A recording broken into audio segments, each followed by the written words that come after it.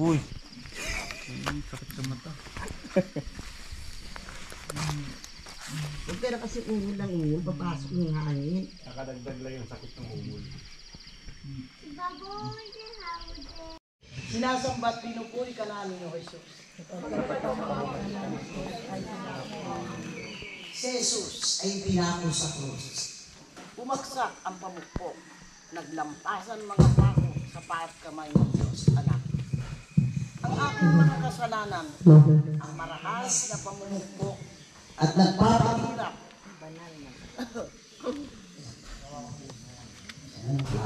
Pakahirap sa banal na katawan ng anak ng Diyos. Ang aking mga kahalayan ang sumusugat sa katawan ni Jesus. Sa pagpapadala ko sa kaluburan ang pagpapakadugo sa kanyang kalinisan. Ngayon, nakadila ang kanyang mga kamay. Nakadila ang kanyang mga kamay. Magkadikit ang mga paa sa pinagpapasanan ang matutulis na pako. Aming lupapit ang kasalanan, ngayon hanggang sa aming kamatayan. Amen. Luwalhati sa Ama, sa Anak, at sa Diyos Espiritu Santo. Kapara sa unang-una ngayon, magpakailanman, magpasawalang hanggang siya Jesus ay namatay sa krus. Sinasamba, pinupuri ka namin, O Kristo. Sapagkat sa pagkakita ng krus, ay sinakop mo ang mundo. Sumigaw si Kristo ng malakas. Itungo ang ulo at namatay. Ipinagkaloob ang kanyang espiritu sa kamay ng Ama. Iginawad naman sa tao ang kanyang patawad. Ang kanyang dugo, ang kanyang ina. Naganap na niyang lahat. Wala na siyang dapat pang gawin. At minamaliit ko po, bagay ito, hindi ba natin minamahalaga ang ginawang ito ni Kristo? Iyan ang totoo, sapagkat patuloy pa tayo sa pagkakasala. Hindi pa tinitigil ang ating lapastangan sa Kanya. Hindi ko pa pinapahalagahan ang dugo at ang kamatayan ng aking Diyos. Anak ito ni Jesus. At buhat sa krus ay pinitigan niya ako ng buong pagpahabag at sinabi, nauuhaw ako. Sinasamba, pinupuri ka namin, O Kristo. Sapagkat sa pamamagitan ng krus ay sinakop mo ang mundo sa aming mga sala para ng papapatawad namin sa nagkakasala sa amin. At huwag po kami ipinutulog sa tukso at diyan po kami sa lahat ng kasamaan. O Birheng Maria, puspos ka ng grasya. Ang Panginoong Diyos ay sumasayo. Pugod kang pinagpala sa babaeng lahat at pinagpala naman ng iyong anak ni si Jesus. Santa Maria, Ina ni Jesus, ipanalangin mo kaming makasalanan, ngayon hanggang sa aming kamatayan. Amen. Luwalhati sa Ama, sa Anak, at sa Espiritu Santo. Sa 13 istasyon. Si Jesus ay binaba sa krus. Sinasamba, pinupuri ka namin, O Kristo. Sapagkat sa pamamagitan ng krus ay sinakop mo ang mundo. Nakaratay sa kandungan si Maria, ang bangkay ni Jesus.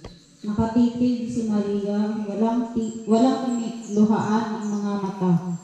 Ako ang maging dahilan niyan. Ako ang may kagagawan niyan. Pinatay ko ang iyong anak dahil sa aking kalupitan. Ang aking panlalamig sa paglilingkod sa kanya. Ang aking pandaraya sa kaduwagan. Ang aking masamang gawi at pagkakasala ang kumitil sa kanyang buhay. O Inang Birhen, ako ang naging dahilan ng kanyang kamatayan. Siya'y buhay nang ibinigay ko sa akin. Ngunit ngayon ay binabalik ko sa iyong patay na. Kagagawan ko ito at ito lamang kasawi ang palad ang nagagawa ko sa aking buhay hanggang ngayon. Wala pa akong naipaparangyang kabutihan sa buhay ko. At ang ina nakatitig sa bangkay ng anak, walang imik, luhaan ang mga mata. Namatay si Jesus at ako ang gagawin ko ngayon. Pagkatapos bagang matitigan ko siya, ay nakahihingi ng tawad at babalik na naman ako sa dati kong pagkasama.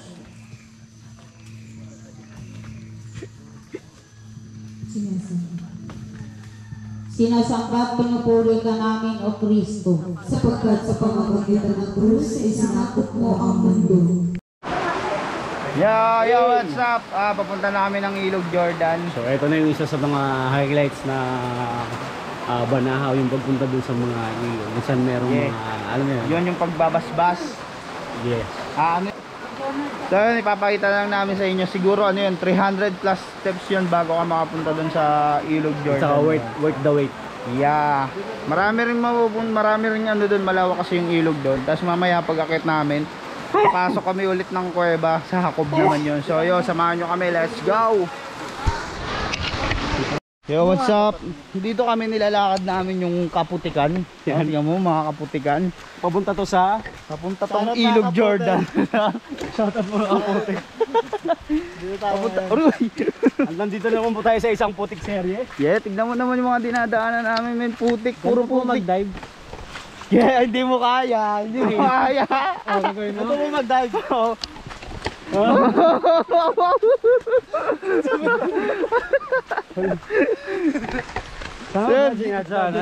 Iba tong dinadaanan namin pero ito yung dati naming parkingan.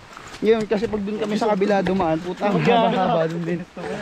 This is the place where, yeah, the usual is usual.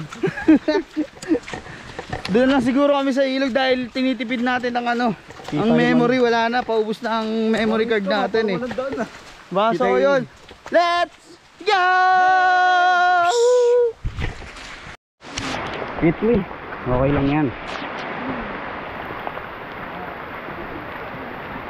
Kaya na ba ni Clark magganon? So yun guys, dito na kami, pababa na kami ng Ilog Jordan. Hindi na, So may kwento pero sa kanila. yeah, maraming kwento kaming nadaan doon sa Putikan. Nadulas pa kami, natakot. Tapos yun, etong pababa na to, hindi na siguro namin mabibigyan dahil wala na nga tayong memory card. Di ilan na lang to. Siguro doon na lang kami sa baba mag-video. Dahil ilang ano na lang to. Ilang minutes na lang siguro ang kakainin na ito. Yeah, mamaya na lang. Ito, tingnan mo to, naputikan na. Ayun yung taong lumangoy kanina. Sabi paano mag-dive? Dito nga po, paano mag-dive? Yan, mamaya na lang ulit.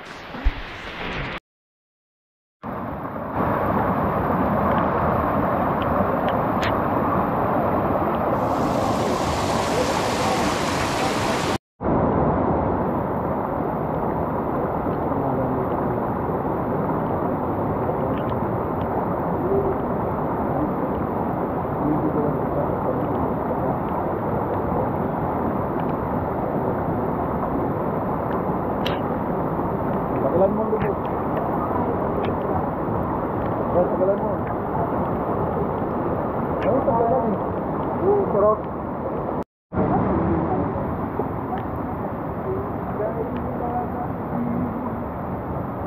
Energy, kaya na mag-isyan ng kukulang ko. So what's up, dito na kami sa Ilog Jordan. Tapos na binasbasan si NJ. Kami kasi matagal na kasi kaming binasbasan dito sa Ilog Jordan. So yun, yung mga ibang mga bagong kasama namin, babasbasan pa na nila Papa, nila Ninong Boy para maging lehitimo. Yes, lehitimo. So yun, medyo tinitipid-tipid ko kasi yung yung memory dahil papasok pa kami ng kuweba mamaya. So yun, siguro ilan na lang rin yung makukuhanan ko. Mabakita ko lang rin sa inyo yung ganda ng kapaligiran. Siyempre kitang-kita nyo naman siguro oh. Yan, tignan nyo yung mga agos. Yan. Diba? Ito sila Ninong Boy nagbabasbas, saka yun si Papa. Pero feeling ko si Ninong Boy lang ata ang magbabasbas ngayon kasi may mga kasamang bago. So yun, siguro mamaya na lang ulit or ewan ko, titignan ko lulubog tayo mamaya. Yeah.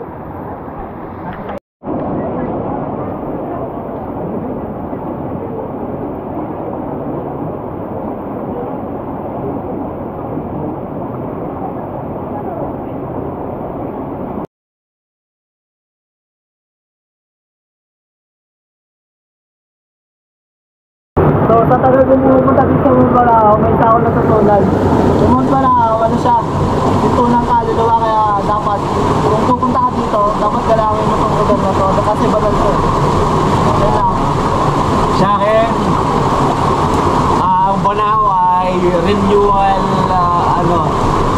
place. Kasi we usually punta here para talagang mag-renew kung ano yung mga naranasan namin the past years na o the year na experience namin. Sa akin naman ay itong Bonao talagang na-represent dapat ginagana.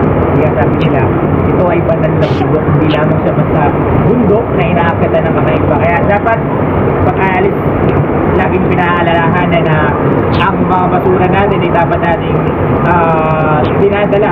Kung ano man yung mga bitbit natin, dapat dinakatin natin. Nang sa ganun, ay mapanatili yung pananampalataya, mataintog na pananampalataya at malinis ang lugar ng Banao. Sa akin naman ang bundok Banao is isang cleansing, ang pagbabawas mo ng kasalanan. Kumbaga, dito nababawasan yung kasalanan mo pag labas matangka, umagaan yung kalooban mo. Yun, para sa akin ang Banao, ito ay isang panata na talaga namin na taon-taon pupunta. Dahil din kasi sa pandemya, hindi na kami halos nakapunta, siguro 3 taon yung iba, 2 taon lang. Ang Mount Banao ay para sa akin ito yung tahanan talaga na kung paano dito kasi parang hinubog sa amin o pinakilala sa amin kung sino ang ating tagapagligtas, kung sino ang tagapaggabay sa atin. Yun, dito sa amin pinakilala. At siyempre nung napunta rin kami sa simbahan, doon din mas lumawak. At siyempre dahil sa gabay ng mga magulang, tinuturo sa amin, siyempre lalo na kay Lola Lita, tinuturo rin sa amin yun kung sino at kung ano si Jesus. Yun lang. So dapat po lahat ay magawa natin ng interview at isa dito ay Ang ermitanya. Isang ermitanya ng asawa ng ermitanyong si Banto, si Manang Pe. Hindi nyo pa nakikita ngayon sapagkat naglalawang pa siya. Ang masasabi ko lang po, mula nung kami umakyat dito ay nagiging maayos ang aming mga kalusugan at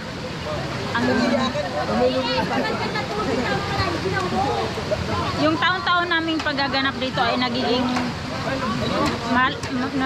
malakas kami sa araw-araw naming gawain at sana po sa lahat ng mga umaakyat dito ay sa buhay din po nila yung mga kanilang ginagawa katulad din po namin. Yun lang po.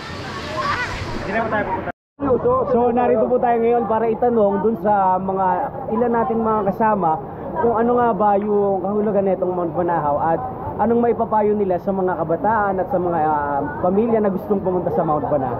Tara! Unahin na natin si Aling Delia. Hello! Magandang buhay sa inyong lahat. Ang tubig nito ay pinaniniwalaan na nagbibigay ng lakas sa bawat isa, lalong-lalo na yung may mga karamdaman na nagpupunta dito. Totoong talagang nakapagbibigay ito ng kalakasan, gayon din nakakawala ng kanilang mga karamdaman. Halika na kayo! Tignan natin, pumunta tayo dito sa bundok na nagbibigay ng kalakasan. Wow! Game, next. At sa pa siya pinakamatandang ermitanya rin. Ay si Kuya Boy, ano bang mamensahe mo at anong maitutulong mo sa mga kababataan na pumupunta dito sa Mount Banao? Tulog nga sinasabi na ang bansang Pilipinas ay ang tinatawag na lugar na kung saan naroon ang Diyos ay nananahan. At dito sa banal na bundok, dito po ay nilagyan lugar kung saan upang magnilay, magkais at sa banal na mo, sa magitan nitong banal na tubig ay malilinis ang lahat ng mga taon na dinanas mo, sakit, hirap at anumang bagay na dinadanas mo. Subalit sa magitan na banal na tubig ay mahuhugasan. At tulad ng sinasabi kami ay hindi bago kundi luma. At sa pamamagitan namin may babagong darating na henerasyon at binuhubog na namin sa pamamagitan ng batang ito Ito po ang magsisimula muli ng panibagong henerasyon na mag-aakay uli ng mga bagong kaluluwa upang hugasan sa pamamagitan ng banal na tubig. Kaya tara na, simulan na natin. At kayo sumama! Meron pa. Dami pa. Ngayon naman ay kasama natin ng isang ermitanyo na matagal nang nagsiservisyo at naglilingkod at tumutulong at naggagawa ng kanyang panata dito sa Mount Banao. Tanungin natin siya, ano nga ba ang Mount Banao para sa kanya? Magandang buhay po sa ating lahat. Ang Mount Banao ay ito'y nagbibigay kalakasan sa bawat isa sa atin. Bawat punta natin dito every year, lalo po kawong mga bata, magandang lalaki. At sa lahat po ng aming mga kasama rito, hindi po tumatanda, lalong bata. Kaya ang Banao na po ito ay siyang nagbibigay ng kalakasan at katalinuhan sa bawat isa, sa bawat tao.